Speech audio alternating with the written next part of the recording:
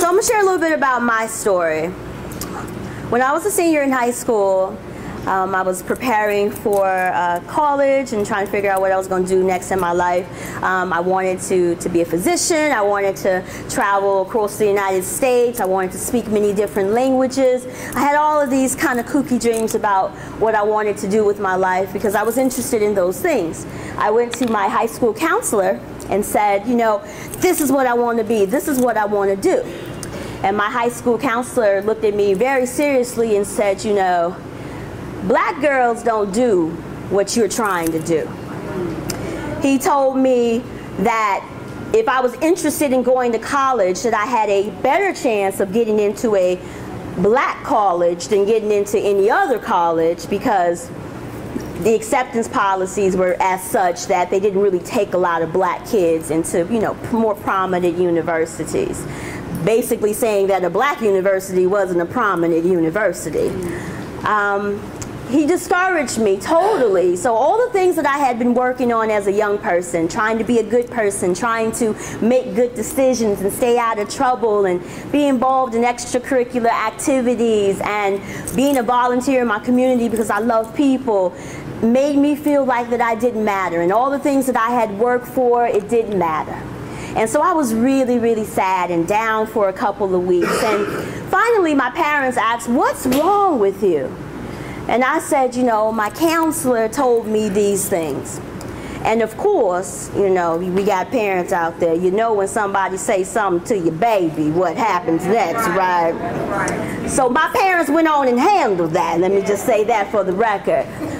But they had to explain to this counselor that I wasn't raised that way. I was raised to believe that I can do and be anything, and I can do and be anything and go anywhere, and that there was no limitations on my life, no matter how obscure or small. If I had the desire in my heart and the fortitude to be able to push through and make it to the other side, that certainly whatever was waiting on the other end was mine to claim. And so as a result of that, I want to say to my kids, my youth, because all of y'all are my kids now, we all refer to y'all affectionately as such, there is no limitation on your life. There are people in this world that do not want you to succeed. They want you to be captured in a box and only participating in things that they believe you deserve.